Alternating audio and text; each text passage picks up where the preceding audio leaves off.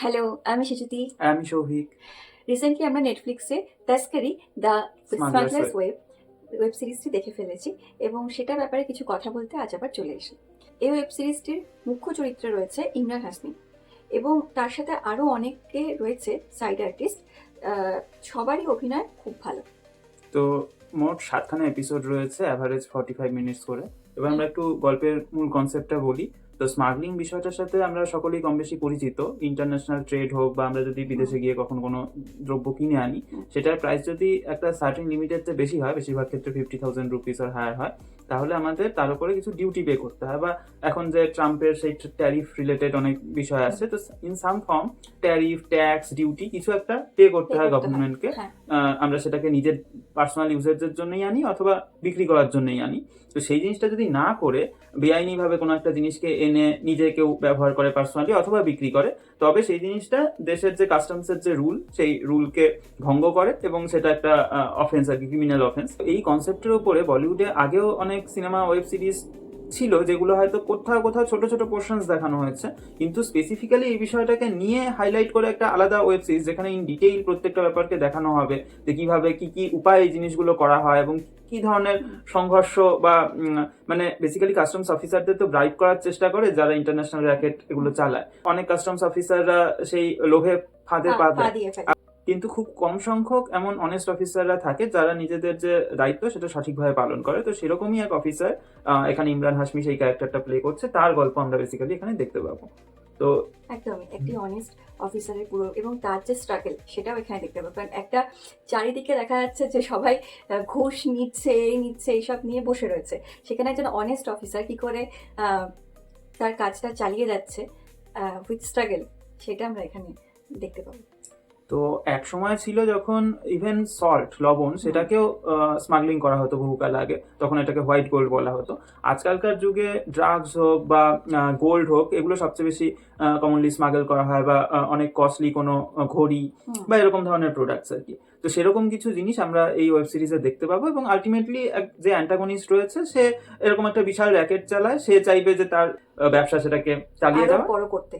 এবং ইমরান হাশমি তার বিরুদ্ধে থাকবে এবং ইমরান হাশমির সাথে একটা অনেস্ট অফিসারদের ফুল টিম থাকবে। তো কে শেষ পর্যন্ত জিততে পারে সেটা দেখার জন্য আপনাদের এই ওয়েব সিরিজটা দেখে ফেলতে হবে। এবার আমরা এই ওয়েব সিরিজটি কিছু পজিটিভ সাইড নিয়ে আলোচনা করি। তো প্রথমে আমরা বলছি যে এখানে না এই যে কোটা সিস্টেমটা চলছে স্মাগলিং এর, সেটার মধ্যে কিছু এমন এমন প্রসেস দেখানো হয়েছে, পুরো জিনিসটা ভীষণ মানে সাধারণ মানুষের কাছে পৌঁছে দেওয়ার জন্য যতটা সহজ করে দেখানো যায় ততটা সহজ করেই সিনেমাতে দেখানো হয়েছে। তার মধ্যে আমি দু একটা এক্সাম্পল দিচ্ছি। যেমন একটাতে দেখানো হচ্ছে যে একটা মোটা মেয়ে, সে কিছু কোল্ড বিস্কিট টাইপের, তাই না, বল টাইপের, এরকম চকলেটের মতো দেখতে অনেকটা, সেটা তাকে এরকম বসানো হয়েছে এবং একটা মুখের মধ্যে কিছু স্প্রে করা হচ্ছে, আর সেই গোল্ড বলগুলো, সোনার বলগুলোকে কিছু একটা চাটনি বা কিছুর মধ্যে মিশিয়ে তাকে দেয়া, মানে সে গিলছে একটা একটা করে, মানে সে এক বাটি ভর্তি ওরকম সেটা, এবং সে গিলতে পারছে না, লাস্ট অব্দি সে তাও গিলে যাচ্ছে ওরকম করে। বেসিক্যালি সে পেটে করে ওই সোনা পাচার গুড করছে। অ্যামাউন্ট অফ গোল্ড, প্রায় মেবি আধা কেজি গোল্ড হবে হয়তো, যতগুলো বিস্কিট বা বল ছিল সেগুলোকে সে স্মাগল করবে। হ্যাঁ, এরকম একটা পদ্ধতি। আরেকটা আমরা দেখছিলাম যে একটি ছেলে একটা নতুন ল্যাপটপ কিনলো, কিনে তার ভেতরে যে ইন্টারনাল যত পার্টস গুলো রয়েছে সেগুলো সব খুলে ফেলে দিল, এসএসডি, র‍্যাম, সেগুলোকে আনস্ক্রু করে সব খুলে দিয়েছে এবং তার জায়গায় বিভিন্ন সোনার সব ওই ওই সাইজেরই সোনার বারগুলো লাগানো হচ্ছে, লাগিয়ে সে নিয়ে যাচ্ছে। তো এরকম কিছু জিনিসপত্র আমরা খুব চোখের সামনে এরকম দেখতে পাচ্ছি যে এইভাবে হচ্ছে জিনিসগুলো বা ওভাবে হচ্ছে। তো এই জিনিসগুলো আমাদের সহজভাবে দেখানো হয়েছে। আরেকটা সেটা হচ্ছে ইমরান হাসমিনের অভিনয়, সেটা অসাধারণ লেগেছে, খুব ভালো লেগেছে, ভীষণ ম্যাচিওর। তাছাড়া ওনার অভিনয় আমাদের ভীষণ ভালোই লাগে। আর বাকি যারা সাইড আর্টিস্ট ছিলেন সকলেরকেই একটা স্পেস দেওয়া হয়েছে এবং সকলের অভিনয় খুব ভালো। তাছাড়া বিভিন্ন যে টেকনিক্যাল অপারেশনস গুলো দেখানো হয়েছে সেগুলোকে খুব প্রফেশনাল এবং ম্যাচিওর ওয়েতে দেখানো হয়। মানে এরকম নয় যে বলিউড স্টাইলে একটা ওভার ড্রামাটিক বা মেলো ড্রামাটিক ওয়েতে কিছু জিনিস দেখানো হচ্ছে, তা না, যথেষ্ট প্র্যাকটিক্যাল ওয়েতে বিষয়গুলোকে এক্সপ্রেস করা হবে। এছাড়া ওয়েব সিরিজটার যে টোটাল লেন্থ সেটাও ঠিকঠাক, মানে 7টা এপিসোড, 45 মিনিটস ইজ ফাইন। তাছাড়া লুক অ্যান্ড ফিল ওয়াইজও ওয়েব সিরিজটা বেশ সুন্দর ছিল, অনেক সুন্দর সুন্দর লোকেশনে আমরা শুটিং দেখতে পাই।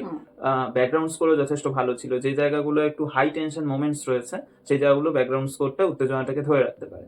অ্যাকচুয়ালি সাউন্ডটা এমন একটা জিনিস, সাউন্ড এফেক্ট, সেটা হচ্ছে যে কোনো একটা সিচুয়েশনকে মানে চেঞ্জ করে দিতে পারে। সামান্য একটা মানে আমরা নর্মাল যদি হরর মুভি দেখে থাকি, সেখানে একটা দরজা নর্মাল খুলছে, সেখানে সাউন্ড এফেক্টেই দেখানো হয় যে দরজাটা খোলা হচ্ছে, ওরকম ভুতুরে ব্যাপার। এখানেও তেমন ভাবে জিনিসগুলো দেখানো হচ্ছে। সাউন্ড এফেক্ট গুলো বেশ খুব ভালো লেগেছে আমাদের। আর যদি খারাপ দিক বলা যায় তাহলে আমাদের ওভারঅল ভালোই লেগেছে ওয়েব সিরিজটা। মাত্র দুটো বিষয় আমরা একটু বলতে চাই।